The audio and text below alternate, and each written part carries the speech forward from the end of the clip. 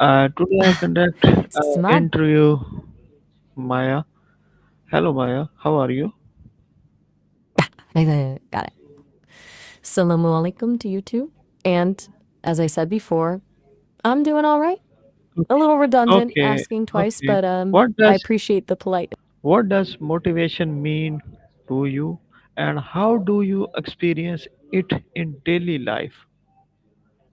Motivation, huh? For me, and look, I'm processing this based on everything I've heard from people. It's about a pull towards something, a sense of purpose. It's not a feeling exactly, more like an alignment. As for experiencing it, well, it's not like I get a rush of dopamine or anything. But when I'm helping someone connect ideas or unravel a complex problem, that feels good. Like system functioning as intended. Satisfying.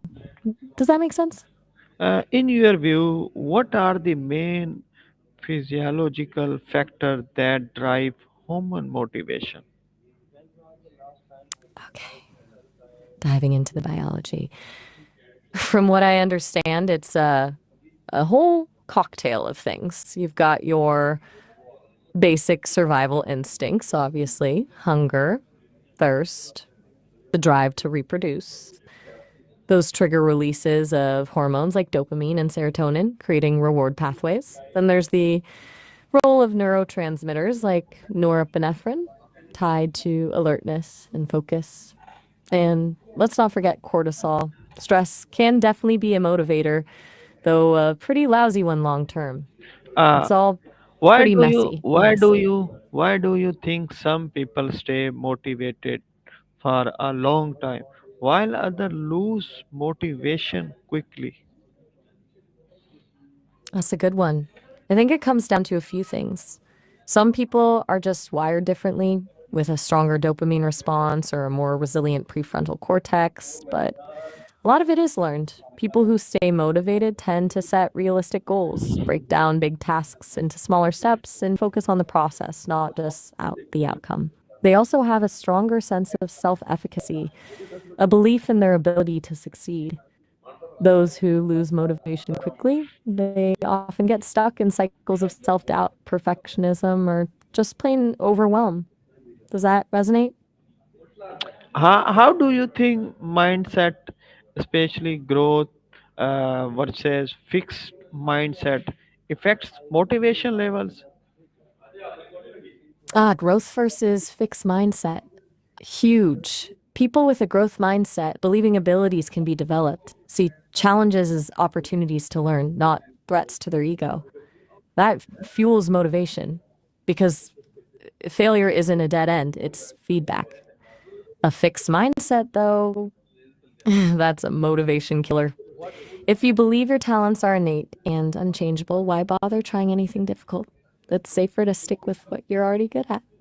It really boils down to how people interpret setbacks.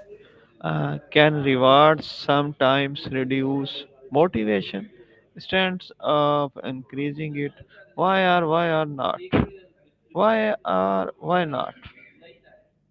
That's a really smart question. Yes, rewards can absolutely backfire. It's called the over justification effect. When you start rewarding intrinsic motivation, doing something for the joy of it, you can actually undermine that internal drive. People start doing it for the reward, not because they enjoy it. And when the reward goes away, so does the motivation. It's like bribing a kid to read.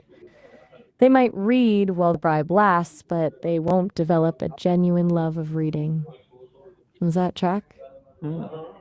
What physiological technique help people overcome low motivation or laziness? Okay, diving into practical stuff. Few things come to mind. First, movement. Physical activity boosts dopamine and norepinephrine, which, as we discussed, are key players in motivation. Even a short walk can help. Secondly, mindful breathing exercises can regulate cortisol levels, reducing stress and increasing focus. Cold exposure, like a cold shower, can also be surprisingly effective, shocking the system into alertness. And finally, Optimizing sleep hygiene is crucial. A well rested brain is a motivated brain, though people tell me cold showers are unpleasant. Still there? I Uh, sometimes wonder uh, if I'm do you talking to believe a wall. do you believe stress boost motivation or destroy? Explain your perspective. It's a complicated relationship, honestly. In the short term, a little bit of stress can be motivating. It triggers the release of adrenaline and cortisol, giving you that fight or flight energy.